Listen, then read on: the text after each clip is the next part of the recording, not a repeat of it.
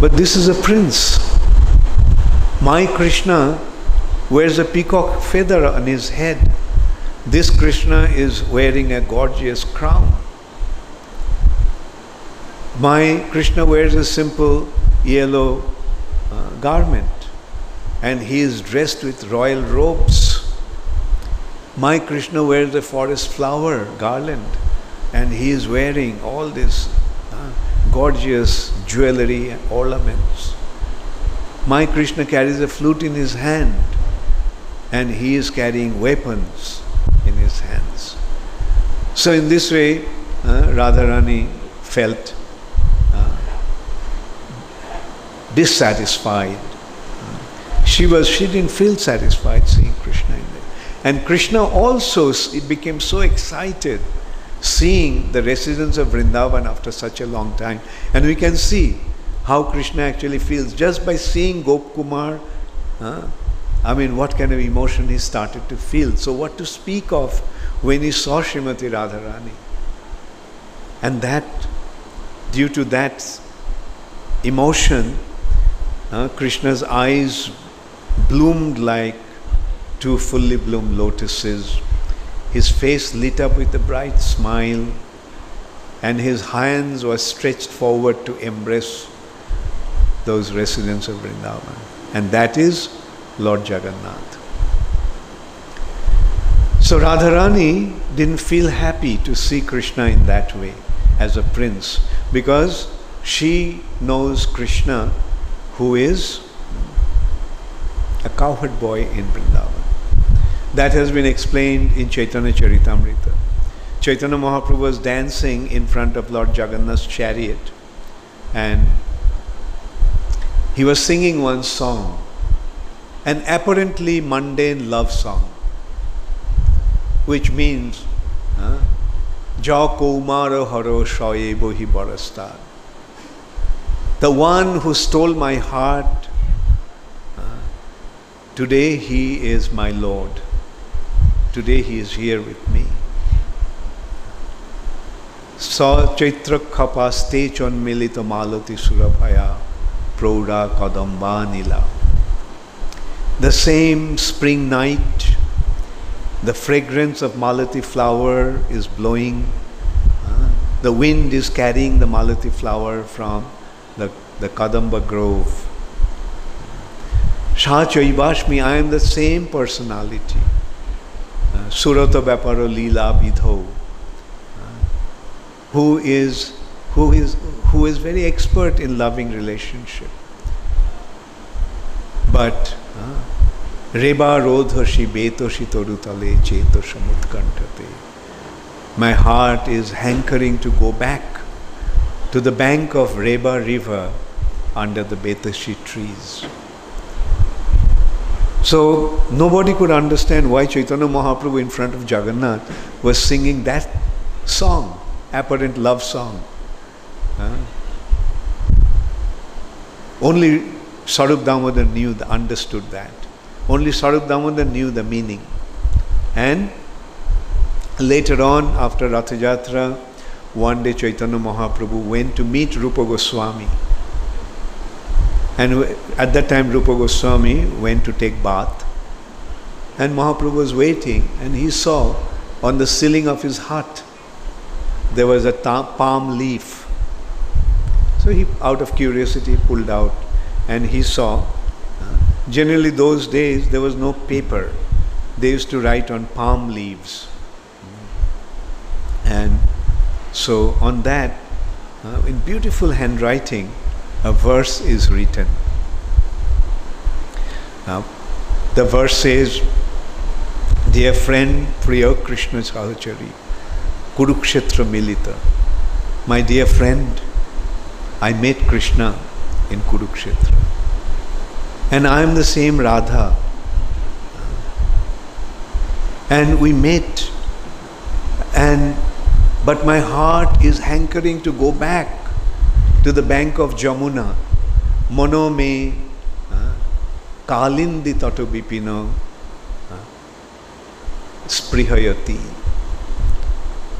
The Kali, my heart wants to go back to the bank of Kalindi, in the forest of Vrindavan, which is filled with the fifth note of Krishna's flute. Fifth note of Krishna's flute. Madhura Murali Panchama Jushe. So, this is the actual meaning of that song. Chaitanya Mahaprabhu, in the mood of Srimati Radharani, is seeing Krishna. That I met Krishna in Kurukshetra, but my heart is not content in seeing him in this way. My heart wants to go back to Vrindavan, on the bank of Jamuna, in the forest, that where the whole atmosphere is filled with the fifth note of Krishna's flute. So, Chaitanya Mahaprabhu was surprised to read that. So, he showed it to others. When Rupa Goswami came back, he slapped him affectionately on his back. And he told Sarup Damodar, Sarup, how did Rupa understood my mind? How did Rupa understand my mind? And Sarup Damodar said that who can ever understand your mind unless he receives your mercy? So you must have bestowed your mercy upon Rupa that he could understand that. And Mahaprabhu admitted, yes, that's true. Rupa is very, very dear to me. So this is the mystery of Jagannath's Ratha Jatra. Radharani met Krishna after a long separation of 100 years, but she was not happy. And the residents of Vrindavan who were present there, they could understand Radharani's heart. So what did they do? They got hold of Krishna's chariot along with the horses and started to pull the chariot towards Vrindavan. And that is Rath Yatra festival. Krishna is being taken from Kurukshetra to Vrindavan. Now, and the point that I was trying to make here in this context, the news, the queen of the, especially Rukmini Devi, the chief queen, became worried. Krishna went to Kurukshetra, he was supposed to come back. What happened? He didn't come back. And she got the news that the residents of Vrindavan has kidnapped Krishna. And it's a great crime. To kidnap somebody is a big crime. And kidnapping not an ordinary person, kidnapping the prince. So she took the army, the female army she has. She took the army, raided Vrindavan, and arrested the Brajavasis to be punished. Such a crime. You have kidnapped the prince. And now they have been arrested. Now they have to be judged. So the judgment is going on. And their point, actually, the residents of Vrindavan, their pleader is Lalita Devi. And Dwarkavashi Queen's pleader, lawyer, is Narad Muni. The discussion is taking place, contest is going on, the legal battle. And the Brajavasis pointed out that kidnapping takes place when one is taken against his will. Kidnapping is when one is taken against his will. But Krishna was wanting to come to Vrindavan. We simply assisted him. We did not kidnap him. We actually assisted him to come to Vrindavan. And Rukmini Devi then admitted, which we also found before in the last chapter of the first part, that Rukmini Devi admitted that yes, during the daytime, Krishna is always absent-minded, as if his mind is somewhere else. His mind is not with him, his mind is somewhere else. And at night, in a sleep, Krishna actually goes somewhere else. And he calls out to the cows there, the cowherd boys there, his parents there, his girlfriends there. So Rukmini Devi admitted, yes, Krishna, although Krishna is in Dwarka, but Krishna's heart is in Vrindavan. During the day he is absent-minded because his heart is not there in Dwarka, his heart is in Vrindavan. And at night Krishna goes to Vrindavan in sleep. So that pastime actually pointed out that how the Vrindavan is actually, then the point actually came up. Rukmini Devi questioned that Dwarka is the height of opulence. Like everything is available there. So what is there in Vrindavan that Krishna doesn't want to be in Dwarka but wants to come to Vrindavan? Although Dwarka is the height of opulence, the Vaikuntha's opulence is perfectly manifest in its ultimate perfection in Dwarka. But still Krishna, as if something is not there that Krishna is hankering for. So what is there in Vrindavan, which is apparently just a forest?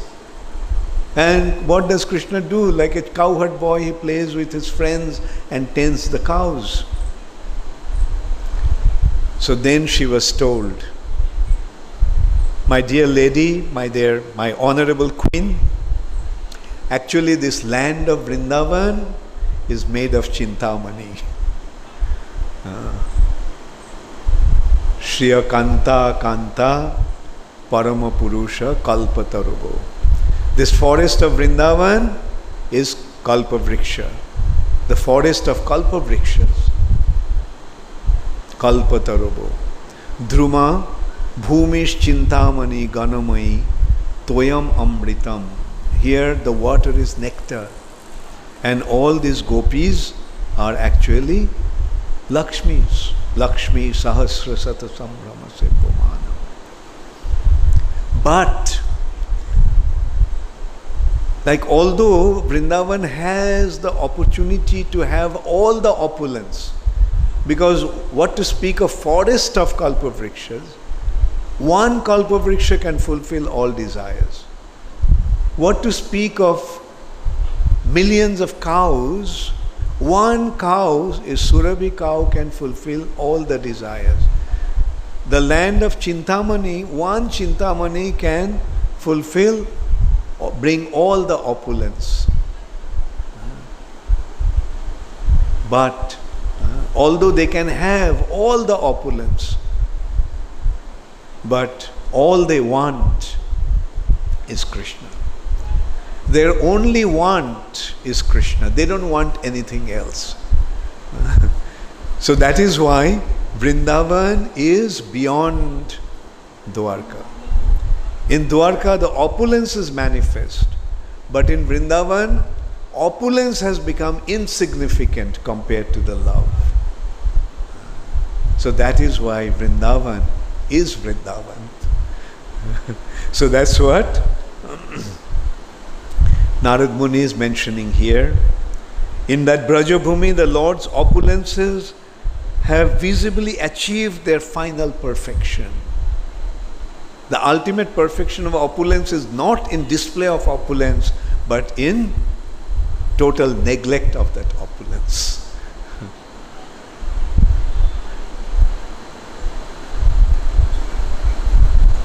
And what is there in Vrindavan? In Vrindavan there is Krishna's sweetness.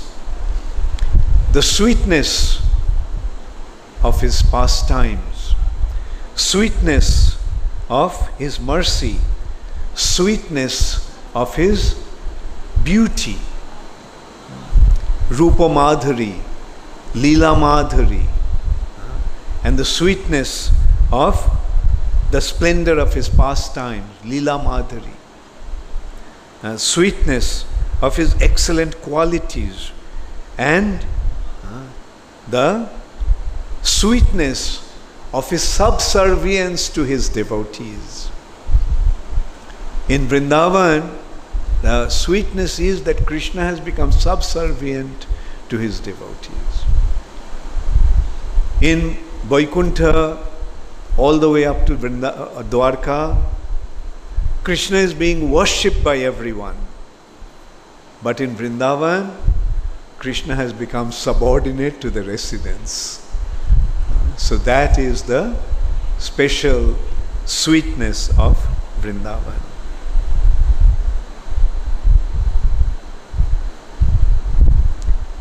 So then Narad Muni explained the same thing that we just discussed.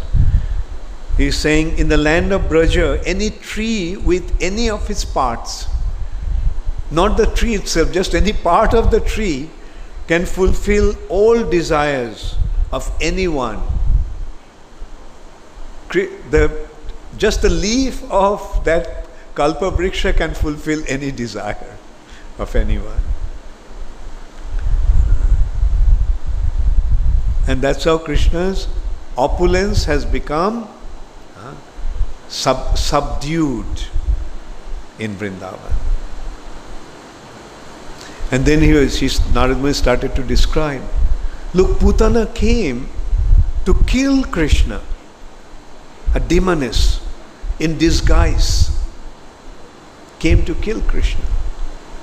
But just because she came and treated Krishna pretending to be his mother, like a mother, wanted to give her breast to feed Krishna.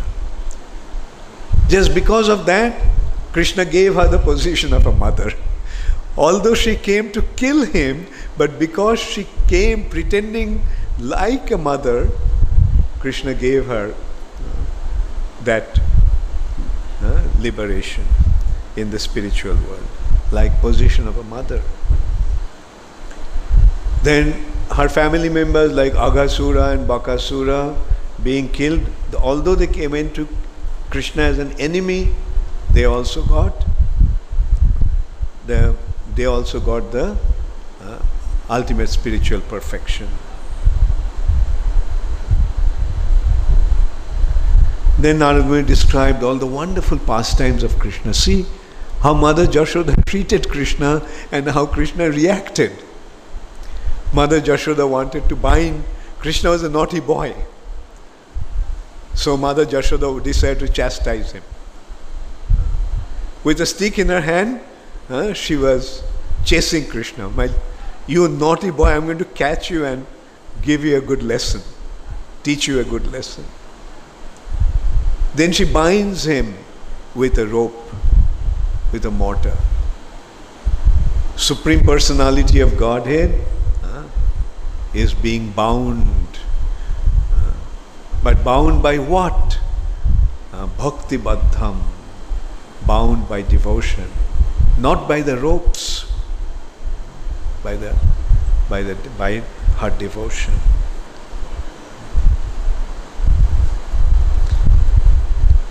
And Krishna's beauty is so amazing that even the animals, birds, bushes, creepers and trees all become ecstatic. They become ecstatic. Trees become ecstatic seeing Krishna's beauty. As the trees see Krishna, what happens? They all become filled with flowers. That's how the trees express their ecstasy. They start to pour honey as a display of their ecstasy.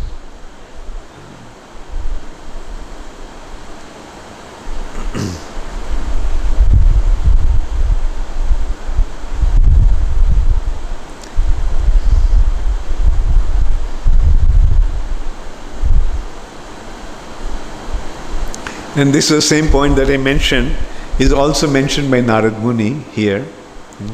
Seeing Krishna's beauty, people, that means his devotees, would curse Brahma, the creator of the eyelids, because it blinks. What kind of creation is? What's the use of that eyelid? All it does is obstructs our sight of Krishna. Brahma, you are totally incompetent in your job. And they praised Indra. Oh, look, Indra is so fortunate that he has thousands eyes. With those thousands eyes, Indra can see Krishna. I wish I also had thousands eyes like Indra. Although these eyes of Indra was a curse, but here they are considering that to be a benediction for him. And they wished, the residents of Vrindavan wished that all their senses could become eyes. We have 5 senses, but there was no need for other senses. There is no need for nose, no need for skin, no need for ears, no need for tongue. Let all these senses become eyes so that you can see Krishna. That is how wonderful Krishna's beauty is, and that's how enchanted they become by Krishna's beauty. And that is how Krishna's quality always appeared newer and newer. The devotees experience newer and newer joy. Anandam buddhivardhanam pratipadam. In this way, Krishna's pastimes excites them.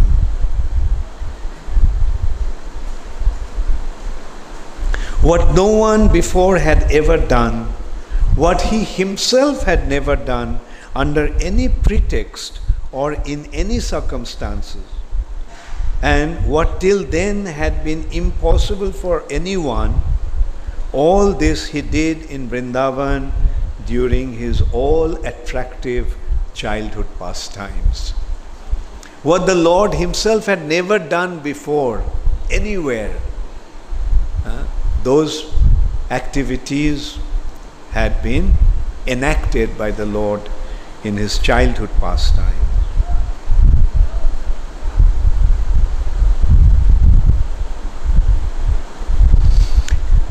Whose heart would not be stolen when he has drunk even once through his ear holes the nectar of all those pastimes. Like, what happens when one properly listens to Krishna's pastimes? Just by hearing about those pastimes. What to speak of seeing those pastimes? Just hearing those pastimes that enters through the ears, and what it does? Steals the heart. How Krishna steals the heart has been described in one such pastime, or in one such activity in Vrindavan. In Braj, a newly married girl came from some other place. Some other place she came to Vrindavan. Because one cowherd boy got married to one girl from some other place. So she came to Vrindavan. And so in the morning, when Krishna was going to the forest, all the elderly members of the family decided not to let her see Krishna, because they are afraid that if she saw Krishna, her heart will be stolen. So in this way, Krishna steals everyone's heart. So what they did, they blocked all the windows, they closed all the doors so that she cannot see Krishna. But while Krishna was going, he was playing his flute. Although she was not allowed to see Krishna, but the sound of Krishna's flute entered through her ears. And her heart got stolen. So when her heart got stolen, What will happen to somebody if the heart is stolen? No heart means no consciousness. So she became like a zombie. She just stood there like a zombie. Now her heart is stolen. So people there, elderly people of the family, tried to shake him up, to bring her back to her senses. And then finally, they gave her a bucket and the ropes to go to the well and get water. So they thought that this action will bring her to her senses. So they sent her to the well to get water. And this girl went to the well. But what did she do? She put the rope around her neck. Instead of tying the bucket with the rope, she put the rope around her neck and she was about to go down to the well. So everyone became so worried, so they got hold of her and pulled her out of the well. So this is what happens when one's heart gets stolen by hearing the sound of Krishna's flute, which is non-different again from the sound of Krishna's pastimes. So, when you go to Braja, be careful. And therefore Rupa Goswami said that if you have any attachment to your family and friends, don't go near Keshi Ghat. Don't go near Keshi Ghat, because that cowherd boy, the Lord of the Gopis' hearts, will steal your heart and you will become totally useless and you will lose all interest for anything else. You also will become like a zombie. So that is what happens when one comes across Krishna of Vrindavan. So then Narad Muni described all the different pastimes of Krishna in detail. How Krishna killed Trinavarta. Krishna was a little child. He was on his mother's lap, drinking his mother's milk. And then all of a sudden, Mother Jashoda felt that, the baby became so heavy, so she couldn't carry him anymore. So she placed him on the ground. Krishna knew Trinavarta was coming as a storm. And if he was on his mother's lap, then his mother may be in trouble, because Trinavarta may carry him along with his mother. Therefore, Krishna became heavy and made Mother Jashoda drop him on the ground. And then Trinavarta came, that terrible storm, terrible whirlwind, and took Krishna away. Little child who was on his mother's lap. And Trinavarta took him to a great height. And he decided that now from that height, he would drop Krishna. And this is how he'd kill him. But Krishna just put, naturally, he is carrying him, so he put his arm around Trinavarta's neck. So when it reached the height where Trinavarta was about to drop him, Krishna just tightened his grip. And Trinavarta felt it's like a vice becoming smaller and smaller. That grip is becoming smaller and smaller. Trinavarta tried to get rid of him, he couldn't. Rather, he started to become choked. He couldn't breathe, he was choked. He lost all his strength, and from that height, he fell, and that also he fell on a big boulder. And he was gone.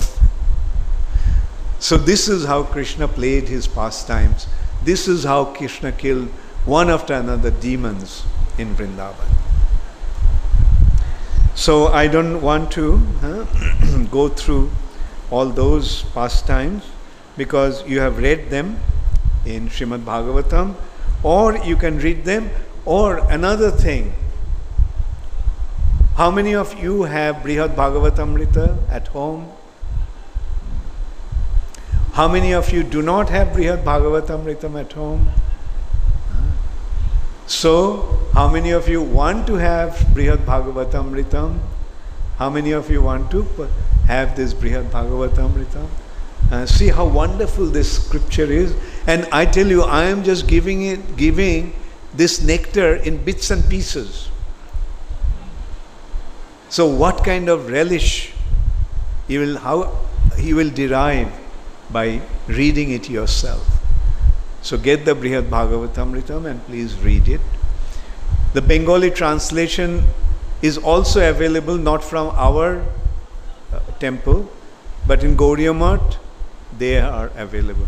How many of you want to get Brihad Bhagavatamritam in Bengali? Okay, so when you go to Mayapur or Calcutta, you can get them from Gauriya Math temple.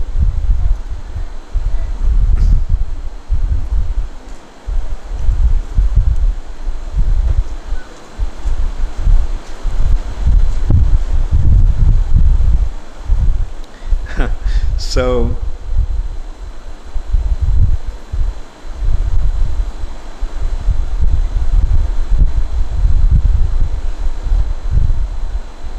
then Narad Muni, after describing all these pastimes, Narad Muni, or the specialty about those pastimes, not just those pastimes, but the specialty of those pastimes, then Narad Muni said, Uddhava is the very best among all the devotees of personality of Godhead, because he is so much absorbed in glorifying the dust of the gopis' lotus feet.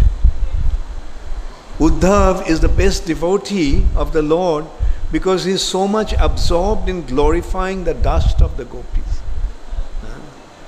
So that has been described in Srimad Bhagavatam, when Uddhav went to Vrindavan and saw the love of the gopis. Uddhav used to feel sort of proud that he was the greatest devotee of Krishna. That some tinge of pride was there, not really. Like he had some feeling that people say that he is the greatest devotee in Dwarka and so forth. But when he saw that love of the gopis for Krishna, he felt so humbled. Then he wished that he could become a blade of grass in Vrindavan, in the forest of Vrindavan. Vrindavane kimopi gulma taraushadhinam. He desired gulma, a bush, taru, a tree, oshadhi, a grain-bearing plant. So in Brihad Bhagavatamritam, a question actually was raised. Sanatana Goswami gave his commentary of Brihad Bhagavatam. Sometimes I mentioned about that also. But in this point, the question actually came up that why did Uddhav want to become a blade of grass or a bush or a creeper? So that he can get the dust of the gopis' lotus feet. So that he could get the speck of dust from the lotus feet of the gopis. So the question came in that respect, then if he wanted to get the dust of the gopis, then he should rather be on the street. Because that is where people walk. If one wanted to have the dust, then one should be on the street. And the answer to that was, no. When the gopis hear Krishna's flute, the sound of Krishna's flute, they become so ecstatic, they lose themselves in such a way that they do not have any consideration where is the road and where is the forest. And it has been said the chances of getting their dust in the forest or in the ground, field, is more than in the road, because they would lose themselves, and losing themselves completely, they would lose consideration of any direction, and like mad women they would run. So this is how Uddhav actually wanted to get the speck of dust from the lotus feet of the gopis. Therefore, Narad Muni considered that Uddhav is the most qualified person to instruct this cowherd boy, Gopkumar.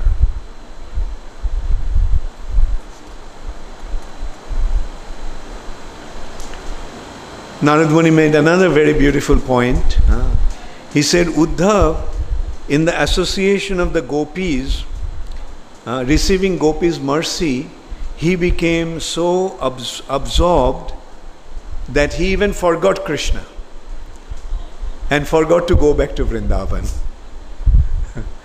Go back to Dwarka. And he stayed in Vrindavan for 2 months, although he was supposed to be there only to carry the message to the gopis, a letter from Krishna. Krishna was advising, don't feel so depressed, disappointed. I am there. And Uddhava tried to explain, why are you lamenting? Krishna is in your heart, so Krishna is there with you. But then he saw that all this knowledge is not going to have any effect. Rather, the gopis' mood was, Uddhav, keep your knowledge in your pocket and let us be. Don't interfere, because you do not know what we feel. Our feeling for Krishna is so deep that our heart is not going to listen to any reasoning. So, Uddhava received from the gopis such mercy that in their company he even forgot about the companionship of Krishna. So whatever he concludes about them and whatever he does or say will be altogether right. So in this way, Narad Muni considered that Uddhava is the best person to advise Gopkumar. And saying that, Narad Muni embraced Gopkumar and immersed in the waves of ocean of love for Godhead, he trembled and wept, and his hair stood on end.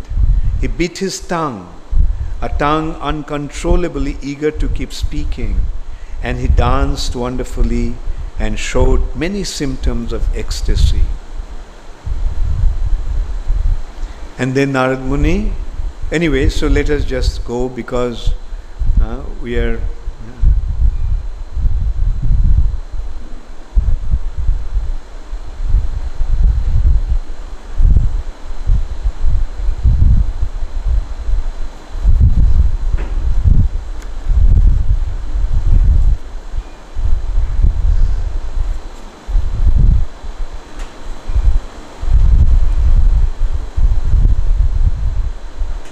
yeah.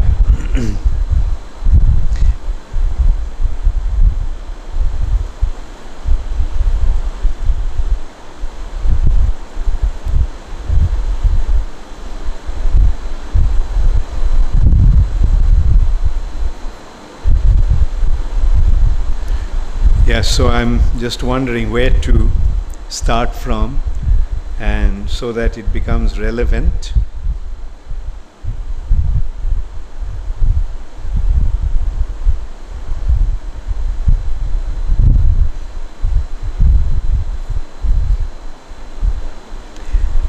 The prime cause of receiving love for Krishna is Krishna's mercy. And this aspect we have discussed earlier. Do you all remember? What is the prime cause of receiving love for Krishna? It's Krishna's mercy. The prime cause of pure love for Krishna is Krishna's full mercy, which in someone may arise spontaneously and in someone else by gradual practice of devotional service. One develops that love by practicing the devotional service, whose main ways are meditation and singing about the many Braja pastimes of the Lord. That service becomes brilliant by Sankirtan of the Lord's most beloved holy names.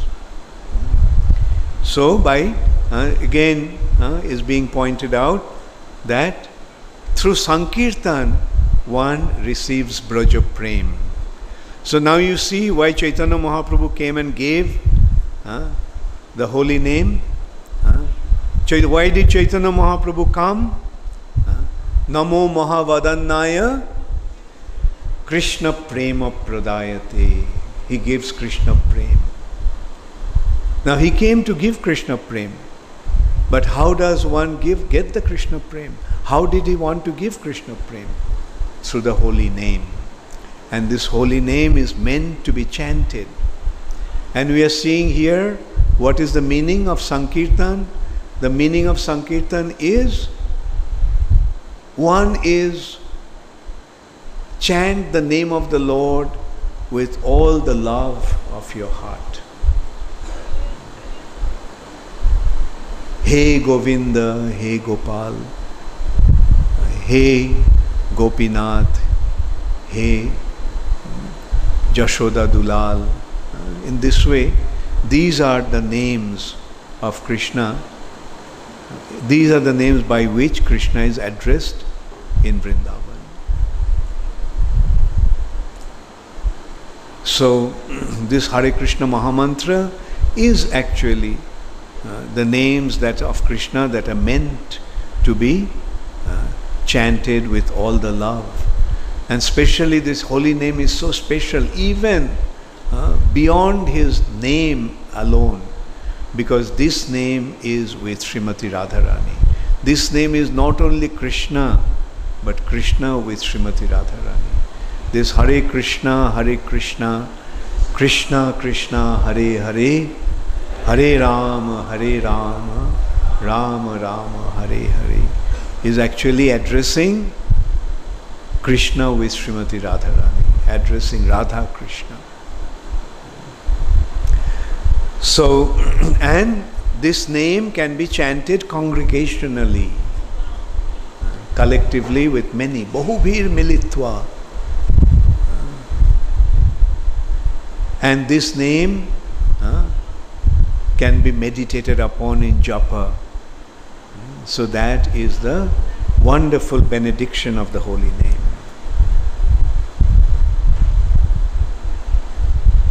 And then the loving devotional service is far different from disciplines such as karma, jnana and yoga. At every stage it is decorated by indifference to them, and its root is dainya, humility. So what is the root of that loving devotion? Is dainya. So here he pointed out that wise men define dainya as the state in which one always thinks oneself exceptionally incapable and low, even when endowed with all excellences.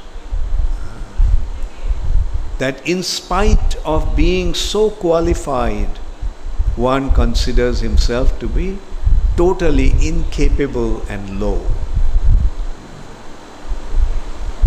So this mood of dainya has been so wonderfully displayed by the Goswamis of Vrindavan. Chaitanya Mahaprabhu told that to Sanatana Goswami, that in spite of being most exalted, you are considering yourself to be so low, so incapable. So that makes my heart melt. I cannot bear to see that humility in you. But that is the natural ornament of a devotee. There are many such examples in that respect. That a tree, when it doesn't have any fruit, it stands erect. But when the tree becomes laden with fruits, it bows down. So similarly, a person who is truly qualified, who is endowed with many, many good qualities, naturally become humble. And this humbleness, this humility can be displayed only through devotion to Krishna. Daina at his most exalted comes forth when prema, pure love of God, reaches full maturity, as it did in the women of Golok, women of Gokul, when they were separated from Krishna. They felt, oh, we are so unqualified, that's why Krishna left us. When Daina fully matures, prema unfolds without limit. And so we see Daina and prema acting in a relationship in which each is both cause and effect. Both are cause and effect. For those who have prema, the blazing conflagration of their agony is like the nectarian water of the Jamuna, and yet like the burning flames of a fire. When one experiences that prema, then they feel as if they're burning in the middle of a forest fire, or they feel as if, sometimes they feel as if they're experiencing the cool waves of Jamuna.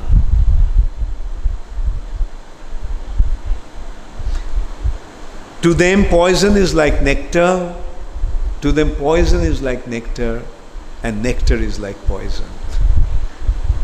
Death is happiness, and life but an expansion of misery. They feel, what is the use of being alive? Let me die. So that is what one experiences when one experiences that prema. That prema is full of both the greatest ecstasy and the worst anguish. When prema matures, one inevitably acts from time to time in the ways of an utter madman. And without such prema, not even the 9 kinds of devotional service to Lord Mukunda can bring real happiness. Indeed, without prema, the 9 kinds of devotional service are like vegetables without salt.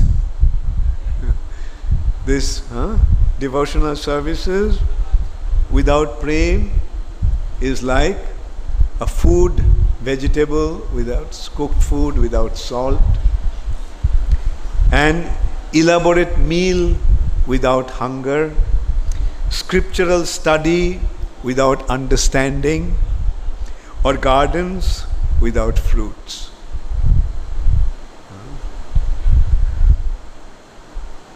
How can I adequately tell the nature of pure love of women of Braja have for Krishna?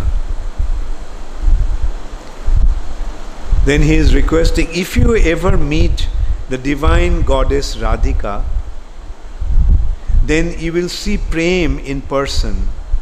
And if ever she speaks about prema, only then can you hear the truth about it, if you are able to understand it. Or should there ever be a full incarnation of Sri Krishna Chandra to distribute Krishna prema, or to experience the Krishna prema of Srimati Radhika, you might be able to understand it. So who is that personality? That Krishna came to distribute that prema. And through him we will understand what this prema actually is.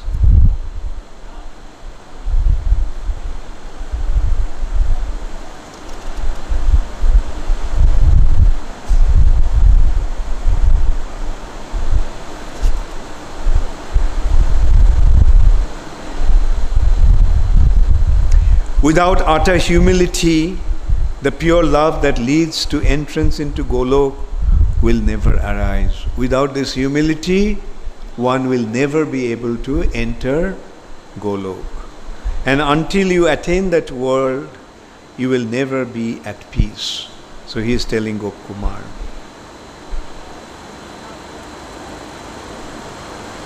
What more, Lord Purushottam, who feels sympathy for the distress of others, will surely send you from Jagannath Puri to his own Gokul, the ornament of Sri Mathura.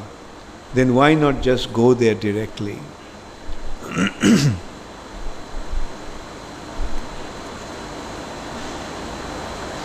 There in Gokul, the pure devotees always feel humility, dainya, and pure love for the Lord. In that mood, they see the forests, rivers, and hills as if an empty wilderness.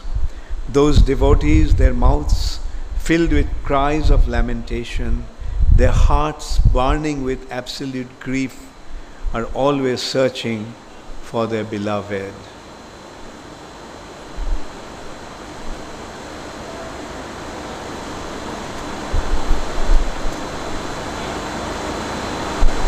Then Narad Muni told Uddhav, "You truly must have great affection for the residents of that land, for you have spoken your good advice to help this boy quickly achieve what he desires. You know the supreme greatness of that Brajabhumi. You left Lord Krishna, your worshipable deity, and resided there for a long time. O glorious one, beloved of hero of Braja, please know that soon your purpose will be achieved. Long ago, greatly fortunate one, I concluded that this would happen."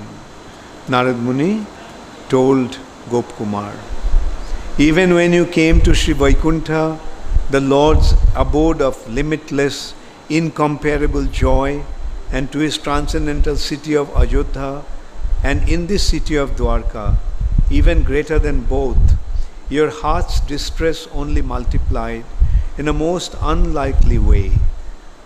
On Swarga and the other planetary and material planets, you remain naive, even though seeing the lotus feet of your Lord." So you have been seeing, Narad Muni is telling Gopkumar, that you're seeing the lotus feet of your Lord all along, but you could not actually make out its ultimate form. So now go quickly to that most sweet Brajabhumi. Narad Muni is now telling Gopkumar, go back to Brajabhumi, which enhances the fame and splendor of the earth. Go fulfill the desire you have held for so long. There, without delay, you will surely succeed in spiritual practice that will bring you to the brilliant world above Vaikuntha, to Golok.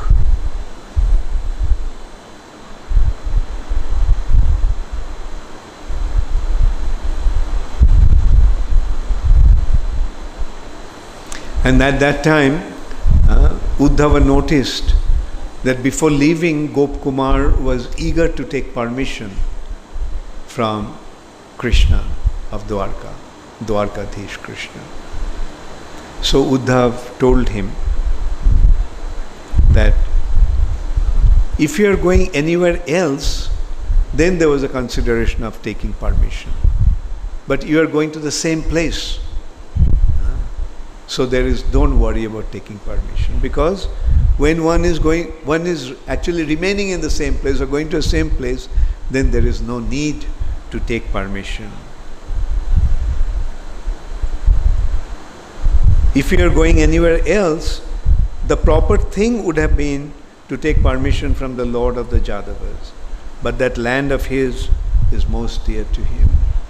That Vrindavan is most dear to Krishna. Not even by direct service to the Lord here in Dwarka does the love arise that firmly develops if one merely lives in the land of Braja.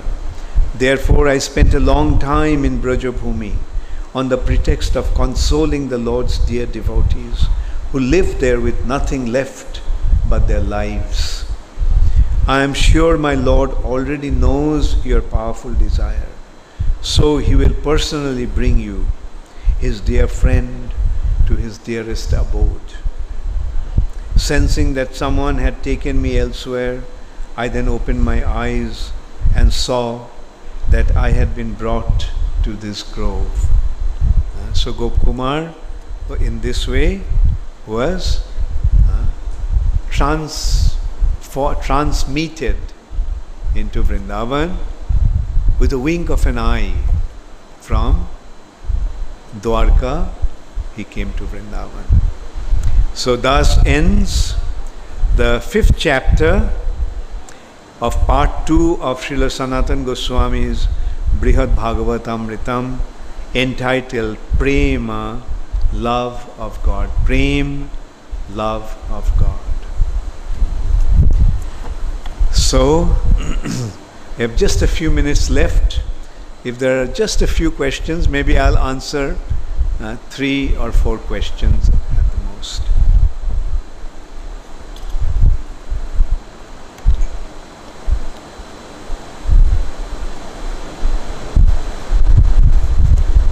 Oh, already so many questions are here. So I don't think I'll be able to answer them. Shubhag Das. Where is Shubhag Das?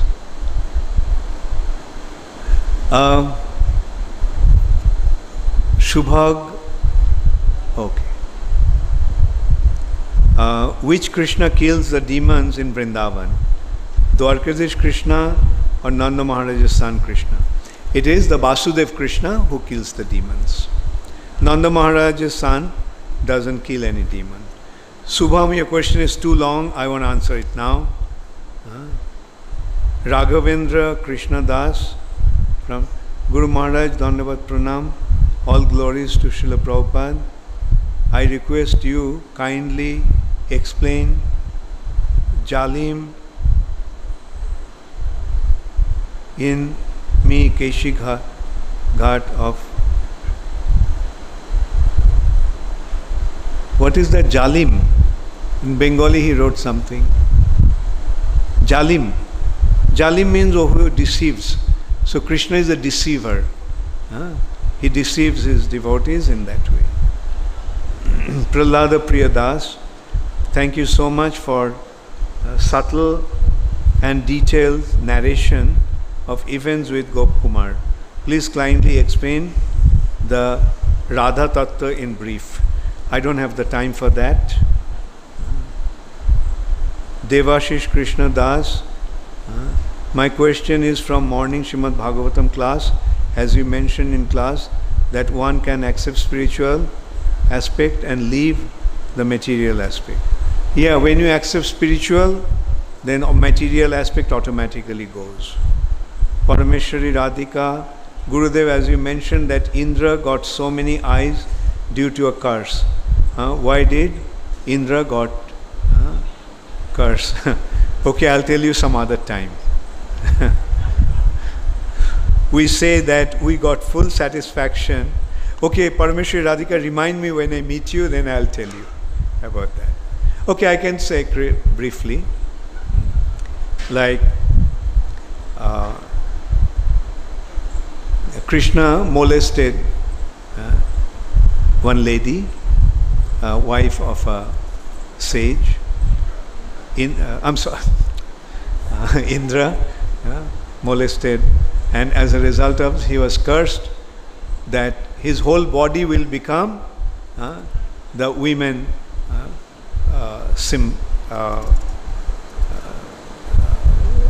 part, and that's how they became.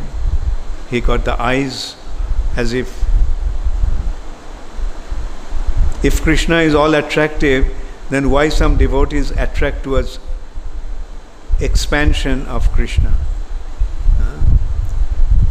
Subhash, one become attracted to Krishna because not fully understanding Brajendra Nandan Krishna's sweetness.